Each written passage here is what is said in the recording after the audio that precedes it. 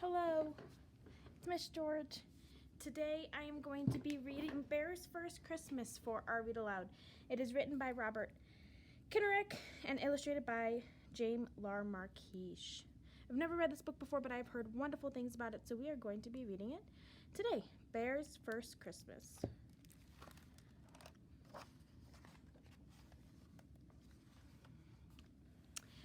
It started to snow, and a bear, very young, caught 2 or 3 flakes on the tip of his tongue. The coming of snow would mean only one thing. It meant that the bear had to sleep until spring. Down a hill, which was steep, past tall bluffs, which were steeper, the bear trekked through the woods that grew deeper and deeper. He trekked on the path past a lake's sandy shore, and at last found a cave, rough stone on the floor. At the mouth of the cave, the bear noticed a tree, which struggled to grow there where no tree ought to be. In the view of the bear got from the mouth of the cave, the tree looked quite small, but also quite brave. As he rested his head on his furry soft paw, the brave little tree was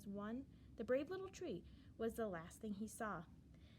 And then his eyes closed, and on the rough stone he drifted to sleep, all alone. All alone. The winter closed in, and days passed, while the wind from the north blew its shivery blast. On the floor of the forest, the snow rose and rose. The lakes and the streams and all the rivers began to froze. The bear slept and he dreamt of the coming of spring, and showers of rain the flowers she'd bring.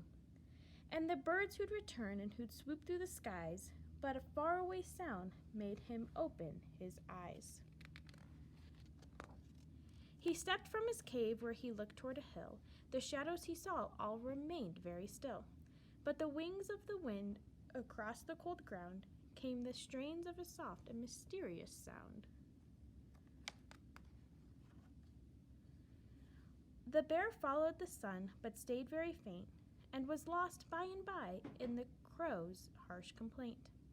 The crow cawed, and his caw seemed to stay. He needed help finding food right away. In all those deep woods there was no one to hear except the young bear, and to him it was clear. He'd have to hike home and then search high and low for some sort of food for the shivering crow. Homeward he trudged with snow into his knees, and returned with some honey, a comb from the bees. The crow pecked his fill of that treat from the bear. Then he spread his black wings and he took to the air. He followed the bear while the moon hid its face, and the stars twinkled cold in the vastness of space. They came along to bog where a moose with his teeth tried to scrape all that ice for weeds underneath. He needed some help, which the bear could well see, so he scraped with his paws till the cold weeds were free. The moose ate and ate. When he'd eaten his fill, he followed the bear and crow around a hill. The wind whispered sharp and the night grew unpleasant, as the bear saw a head and crushed home of a pheasant. A branch overhead had let loose loads of snow and had smashed the bird's home with the force of a blow. The pheasant had chicks, and the chicks' cries were pleas that said to the bear they were scared they would freeze. A nod from the bear let the frightened birds know they should follow the tracks that he made through the snow, which they instantly did on the chance that night, with his help find a place to be safe through the night. On the bear trudged till he saw through more snow a lair or burrow all lit by a glow.